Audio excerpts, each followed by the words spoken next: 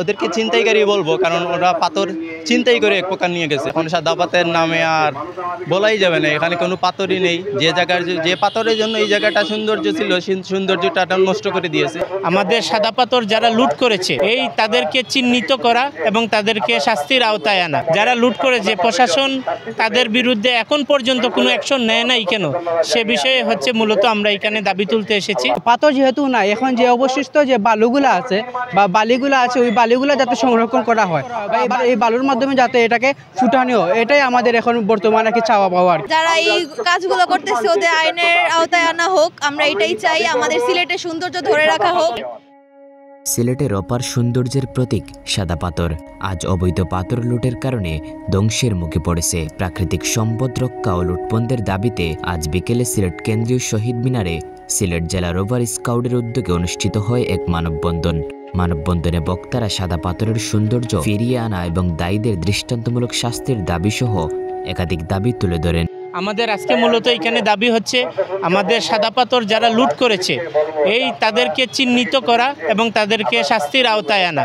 পাশাপাশি প্রশাসন যারা লুট করেছে প্রশাসন তাদের বিরুদ্ধে এখন পর্যন্ত কোনো অ্যাকশন নেয় নাই কেন, সে বিষয়ে মূলত আমরা এখানে দাবি তুলতে এসেছি। এইখানে যারা রাজনৈতিক ব্যক্তিত্ব আছে, যাদের মাধ্যমে আমরা বিভিন্ন গণমাধ্যমের মাধ্যমে ইতিমধ্যেই জেনেছি ওইখানে একজনের সদস্যপদ স্থগিত করা হয়েছে এবং সে তো স্থানীয় নেতা, এবং তাকে যারা নেতৃত্ব দিয়েছে, কাদের নেতৃত্বে সে এই ধ্বংসযজ্ঞ বা এই ধ্বংসলীলায় সে নেতৃত্ব দিয়েছে, তাদের নামগুলো আমরা প্রকাশ্যে আনতে চাই।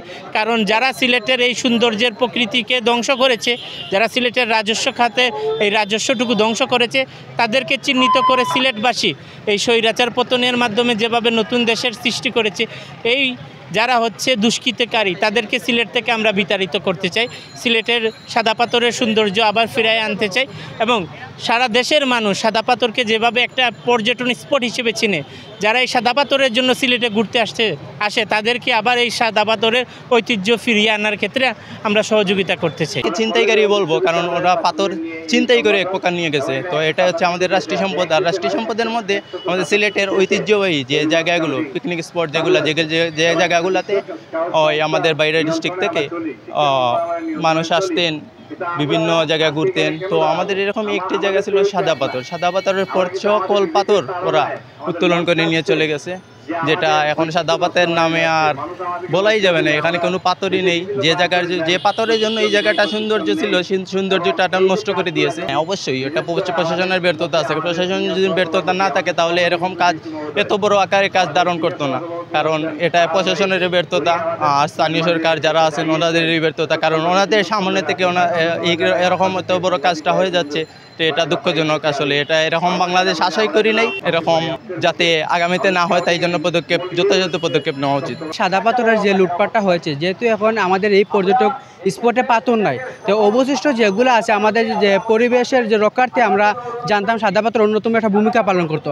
তো পাথর যেহেতু না, এখন যে অবশিষ্ট যে বালুগুলো আছে বা বালিগুলো আছে, ওই বালিগুলো যাতে সংরক্ষণ করা হয়, এই বালুর মাধ্যমে যাতে আবার এই সাদা পাথরটাকে পুনরাবৃত্তি করা হয় বা আবার এই বালুর মাধ্যমে যাতে এটাকে ফুটানো হয়, এটাই আমাদের এখন বর্তমানে কি চাওয়া পাওয়া আর কি। কক্সবাজারের কথা যদি চিন্তা করি তাহলে পাথর ছাড়াও কিন্তু বালু দিয়ে অনেক সৌন্দর্য ফুটে উঠেছে শুধু বালুর মাধ্যমে।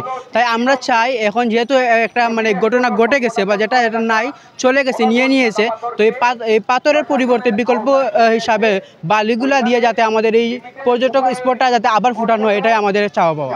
সিলেট প্রশাসন এটা নিয়ে কিছু করুক, আমরা এটাই চাই। যদি এটা কিছু করা না হয় আমাদের সিলেটের আমাদের সম্পদ আমরা হারাবো। আমাদের সাদা পাথর যদি প্রাকৃতিক সৌন্দর্য না আসে তাহলে বাইরে থেকে যে মানুষগুলো সিলেটে আসবে ওইটা আমাদেরই হবে, যে সিলেটের একটা সৌন্দর্য হারিয়ে ফেলছি আমরা দিন দিন। আর এটা আমাদের দেশের জন্য এটা বড় একটা ক্ষতি হচ্ছে, আমাদের প্রাকৃতিক সৌন্দর্য একটা হারিয়ে যাচ্ছে।